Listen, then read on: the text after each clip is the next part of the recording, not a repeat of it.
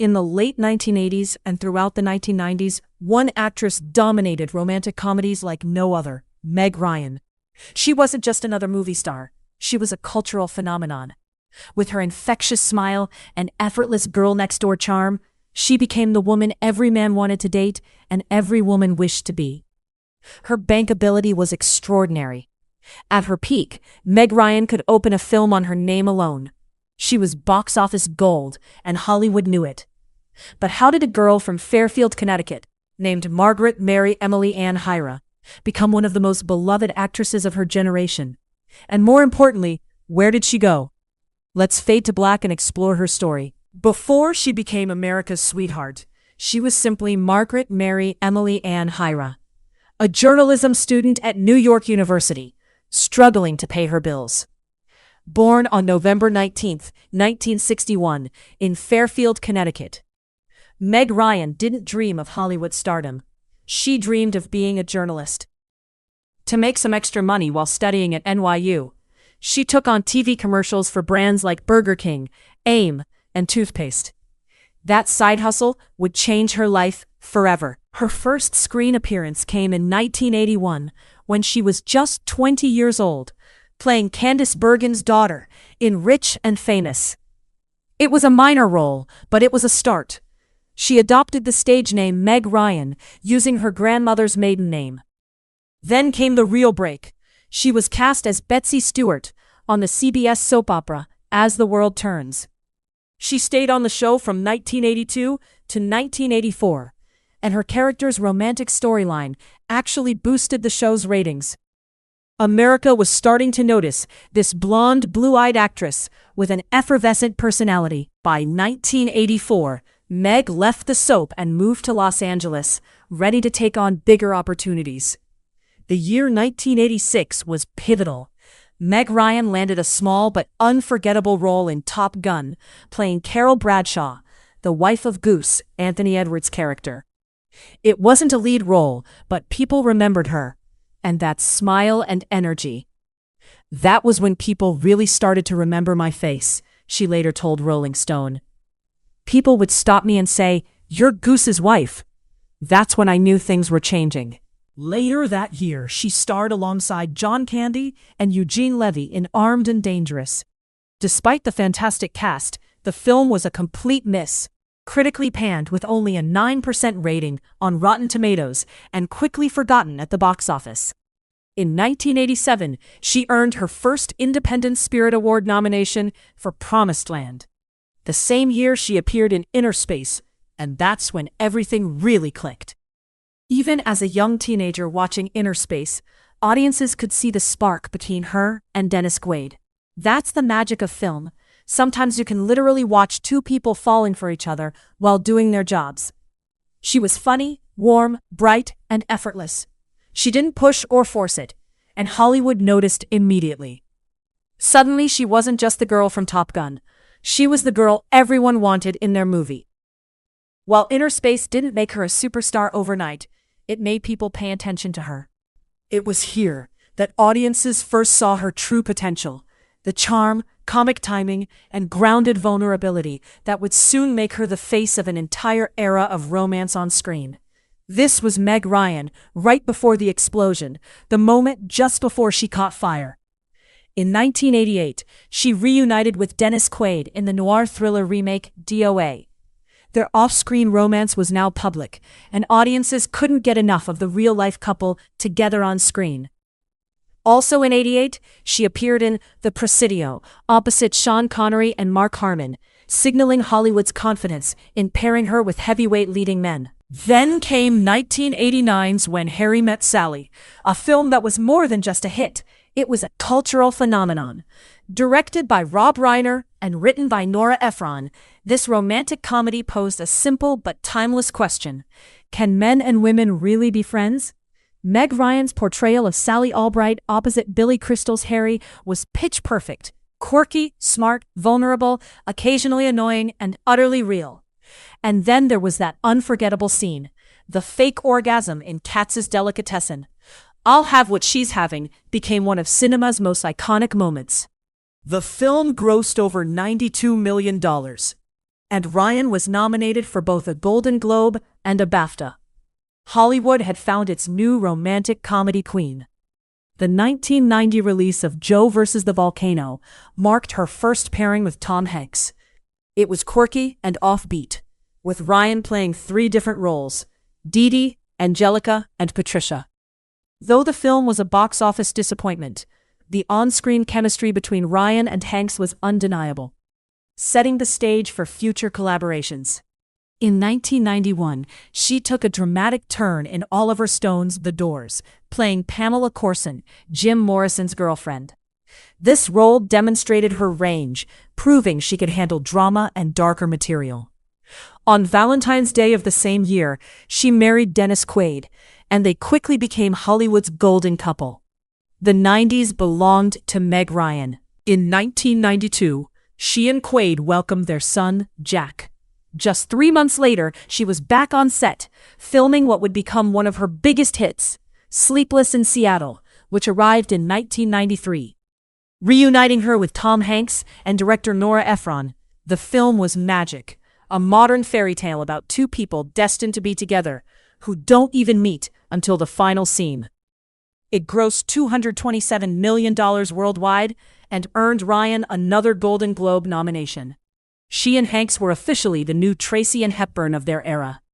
However, Ryan was fighting typecasting. In 1994, she took on a challenging role in When a Man Loves a Woman, playing an alcoholic wife and mother struggling with addiction. It was raw and unglamorous, and critics praised the surprising depth she brought to the character. That same year, she returned to lighter fare with IQ, where she played Albert Einstein's niece, proving her versatility. The mid-1990s saw more successes. French Kiss in 1995 opposite Kevin Kline was another romantic comedy hit. In 1996, she took a dramatic turn again with Courage Under Fire, a military drama alongside Denzel Washington. She lost weight, underwent grueling training, and delivered a performance that proved she was more than just the girl next door. The following year, she lent her voice to the lost Russian princess in the animated Anastasia, introducing her charm to a whole new generation. In 1998, she starred in City of Angels, opposite Nicolas Cage, and You've Got Mail, her third and final collaboration with Tom Hanks and Nora Ephron. You've Got Mail grossed $250 million worldwide. By the end of the decade, Meg Ryan was earning $10 to $15 million per film. She was one of the highest-paid actresses in Hollywood, able to open movies on her name alone. She was the very definition of romantic comedy. But behind the picture-perfect image, problems were brewing. In 2000, Meg Ryan traveled to Ecuador to film Proof of Life opposite Russell Crowe. What happened on that set would change her life forever. Ryan and Crowe began an affair, and the tabloids exploded. America's sweetheart was suddenly having an extramarital relationship. The wholesome, lovable girl-next-door image shattered overnight. Dennis Quaid filed for divorce that same year, and the public largely sided with him. Ryan was labeled a homewrecker, a cheater, a betrayer of everything her rom-com characters had represented. The relationship with Crowe was passionate but brief, ending in 2001. Ryan later admitted that the affair wasn't the sole cause of her marriage ending. The marriage had been troubled for years. But the public didn't care. The narrative was already written. As Carrie Fisher once told her, when you betray your archetype by doing a movie like that and getting divorced, well, you can't. Hollywood, which had once bent over backward to work with her, suddenly grew cold. The rom-com queen had fallen from grace, and the industry was unforgiving. Ryan tried to continue her career. Kate and Leopold in 2001 was a moderate success, but the tides were shifting. In 2003, she made a bold, controversial choice by starring in the Cut, a dark, sexually explicit thriller directed by Jane Campion. For the first time in her career, Ryan appeared nude in graphic love scenes. It was as far from Sally Albright as possible. The film bombed, critics were divided, and audiences who wanted the wholesome Meg Ryan were shocked and confused. During a promotional interview on the Parkinson talk show, Ryan appeared visibly annoyed by questions about filming nude scenes, delivering terse, one-word answers, and creating an awkward viral moment that further damaged her image. But there was something else the media seized upon. Her appearance was changing dramatically. While Ryan never publicly confirmed having cosmetic procedures, plastic surgeons and observers noted significant alterations to her face. Her facial structure was notably different from the natural beauty that had made her famous. When she appeared at the 2016 Tony Awards, the reaction was immediate and harsh. Speculation about cosmetic surgery became another obstacle in her career. Hollywood is unforgiving about aging, but equally brutal about visible attempts to fight it. Suddenly, casting directors saw a face they didn't recognize. The girl-next-door charm that had been her trademark seemed altered, frozen. Whether fair or not, the combination of her changed appearance and tarnished public image made her less castable. Roles began drying up even faster. Against the Ropes in 2004 flopped. By the mid-2000s, the actress who once commanded 8-figure salaries was struggling to find work. In 2006, Ryan adopted a daughter from China, Daisy True Ryan. Embracing single motherhood, she was stepping back, reassessing, and choosing family over career. What the tabloids didn't fully report was another struggle Ryan faced. Ryan has dealt with arthritis, a degenerative condition affecting her hips. The chronic pain sometimes caused her to walk with a noticeable limp.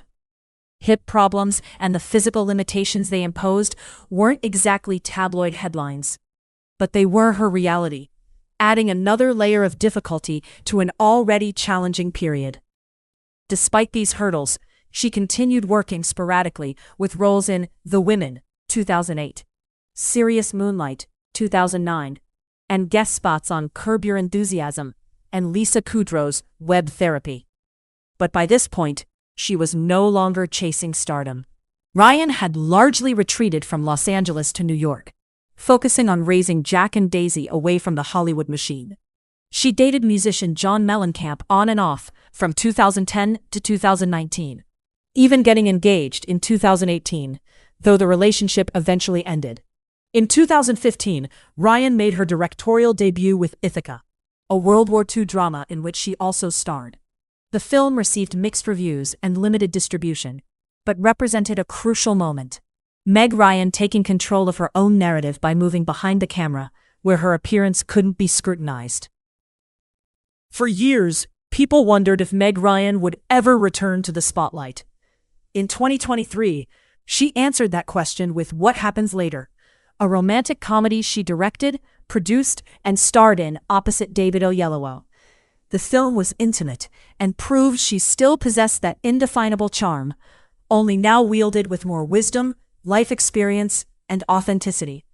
She's spoken openly about Hollywood's ageism and the impossible expectations placed on actresses, addressing cosmetic surgery speculation by saying, "I can't pay attention to it. I just can't.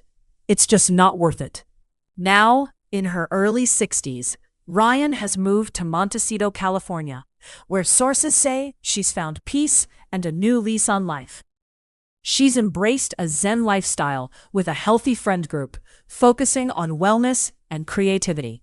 Continuing to direct, she has expressed interest in developing projects that tell stories Hollywood typically ignores.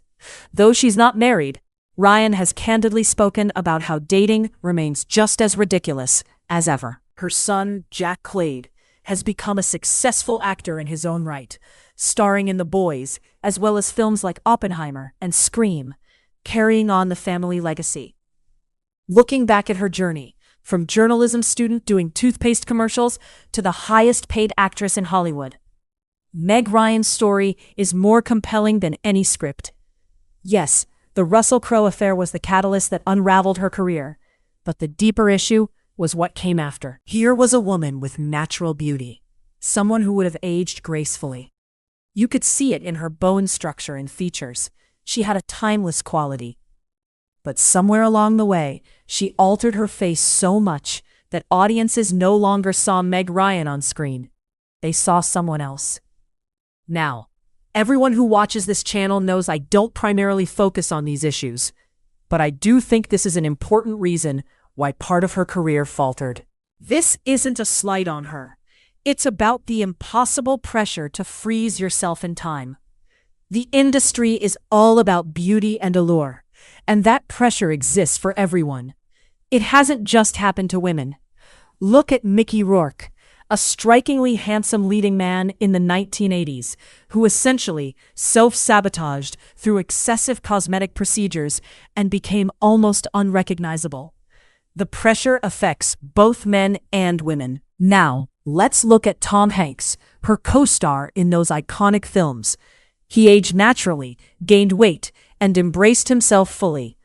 Yes, Hollywood has particular standards for men and women, but many beautiful actresses have simply aged gracefully and remained respected and beloved. Sometimes it comes down to accepting the inevitable. It's about how we feel about ourselves, ultimately. When you alter yourself so drastically that the softness, warmth, and very essence that made people fall in love with you on screen is gone, audiences disconnect. They no longer associate you with the characters they cherished. Meg Ryan was bankable beyond measure in the 80s and 90s. She defined an entire genre. But the choices she made, the affair, the cosmetic procedures, the attempt to hold on to something naturally slipping away, cost her more than any scandal could. The real lesson isn't just about Hollywood's cruelty. It's about acceptance and understanding that aging is inevitable. Farting it too hard can cost you the very thing that made you special in the first place. Thank you so much for watching.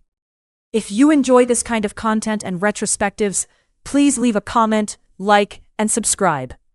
It makes a huge difference to the channel. And as always, I look forward to seeing you all in the next one.